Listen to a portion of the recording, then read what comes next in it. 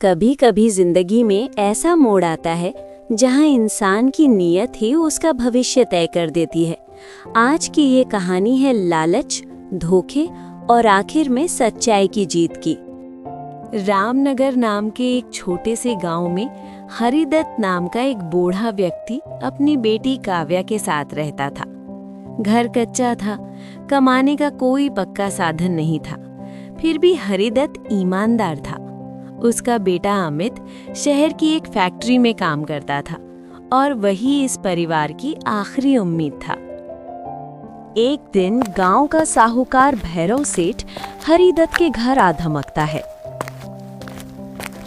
हरिदत्त, मैंने जो पैसे तुझे उधार दिए थे उनके सालों हो गए, आज तक 1 रुपया नहीं लौटाया तूने।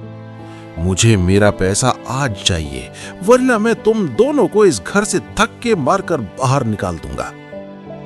मैं सेठ जी, जैसे इतने दिन आपने प्रतीक्षा की, वैसे 2 दिन और, बस 2 दिन का वक्त दे दीजिए। मेरा बेटा शहर से लौट रहा है, वो सारा पैसा आपका लौटा देगा सेठ जी। अच्छा ठीक है, मैं तुम्हें 2 दिन की और मोहलत देता हूँ, पर याद रखना मेरे पैसे 2 दिन के अंदर आ जाने चाहिए, वरना मैं तुम्हें इस घर से धक्के मारकर बाहर निकाल दूंगा और तुम्हारा सारा सामान जब्त कर लूंगा। ऐसा कहते ही भैरव सेठ हरिदत्त के घर से चला जाता है। पिताजी, भैया 2 दिन के बाद आ जाएंगे ना? अगर भैया नहीं आए तो सेठ हमें गांव से धक्के मार के बाहर निकलवा देगा। इस बार वो हमारी एक भी नहीं सुनेगा। देख नहीं वो कितना गुस्से में था। भैया जल्दी आ तो जाएंगे ना पिताजी? तुम बेफिक्र रहो बेटी, अमित ने कहा है कि उसने सारे पैसों का इंतजाम कर लिया है। उसके आते ही मैं सेठ के सारे पैसे लौटा दूंगा। 2 दिन बीत जाते हैं, लेकिन अमित नहीं आता। पिताजी, भैया अभी तक नहीं आए, इतनी देर हो गई है। अगर भैया नहीं आए तो सेठ भैरव हम लोग को घर से धक्के मारकर बाहर निकाल देगा।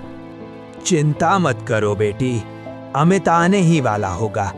कहीं रास्ते में फंस गया होगा किसी काम से।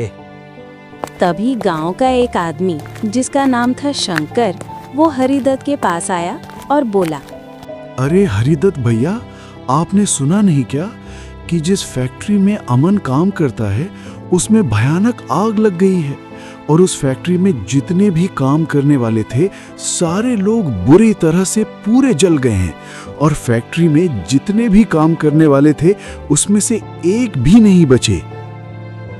हरिदत्त ये सब सुनकर बिल्कुल टूट जाता है और फूट फूट कर रोने लगता है। काव्या रोते हुए पिता को जैसे तैसे संभालती है। कुछ दिन बाद एक आदमी बैग लेकर गांव आता है। वहीं से सेठ भी गुजर रहा था।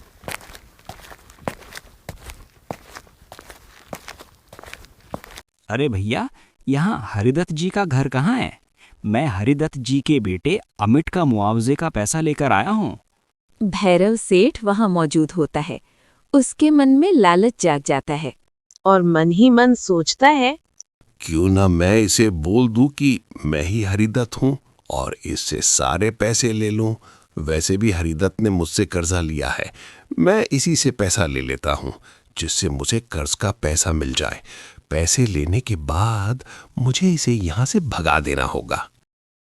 अरे भाई अमित, मेरा ही बेटा था जिसकी फैक्ट्री में जलने से मौत हो गई थी। तुम एकदम सही आदमी के पास आए हो।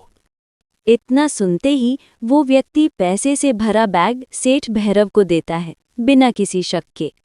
सेठ उस बैग को लेकर घर आ जाता है। उसमें बहुत सारे पैसे थे।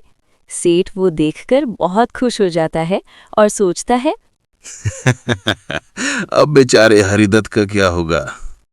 उधर हरिदत्त और काव्या भैरव सेठ का कर्ज नहीं चुका पाते। हरिदत्त, तुमने कहा था कि 2 दिनों में पैसा लौटा दूंगा। आज 5 दिन हो गए हैं, कहाँ हैं मेरे पैसे? चलो अब जल्दी से घर खाली करो।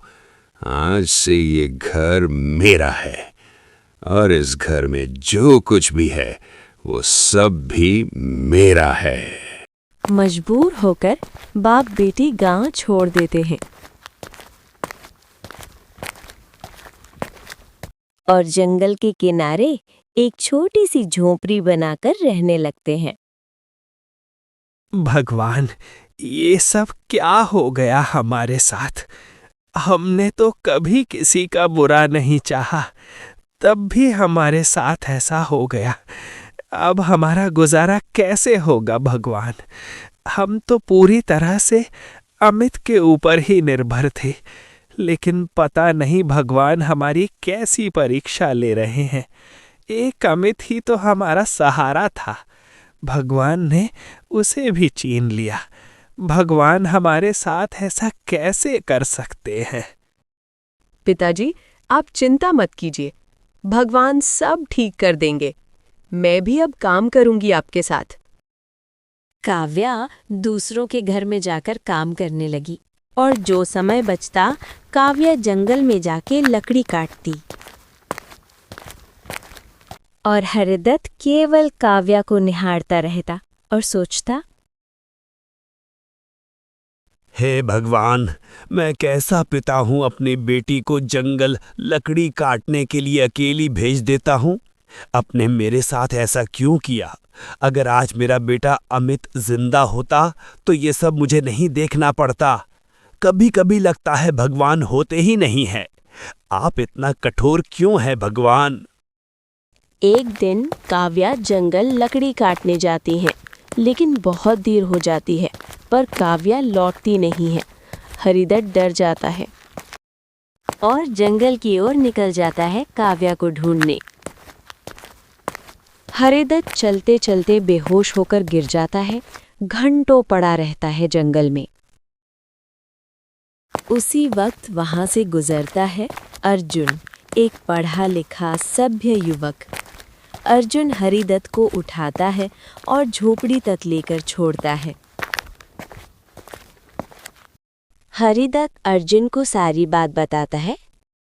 तभी वहां पे काव्या आ जाती है और अर्जुन उसे देखता ही रहता है। अर्जुन को मानो जैसे काव्या से प्यार हो जाता है। बाबा, जिस फैक्ट्री की आप बात कर रहे हैं वो मेरी ही है। मैंने सभी परिवारों को मुआवजा भिजवाया था। 10 लाख रुपए आपको तो मिला ही नहीं है। अर्जुन जांच करवाता है। सच सामने आता है। भैरव सेठ ने पैसे हड़प लिए थे। गांव वालों के सामने अर्जुन उसे बेनकाब कर देता है। भैरव सेठ, तुमने ये बिल्कुल भी ठीक नहीं किया। तुम इतने अमीर होकर एक गरीब के पैसे हड़प लिए। तुम्हें मैं सजा दूंगा। मुझसे गलती हो गई, लालच में अंधा हो गया था। मुझे माफ कर दो, मैं दोबारा वैसी गलती नहीं करूंगा। मैं हरिदत्त के पैसे सारे लौटा दूंगा। भैरव सेठ को हरिदत्त के सारे पैसे लौटाने पड़े और अर्जुन को काव्या से प्यार हो जाता है।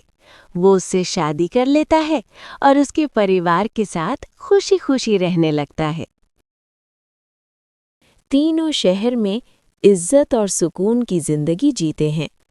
देखा दोस्तों आपने, लालच इंसान को अंधा कर देता है और सच्चाई चाहे देर से आए लेकिन जीत उसी की होती है।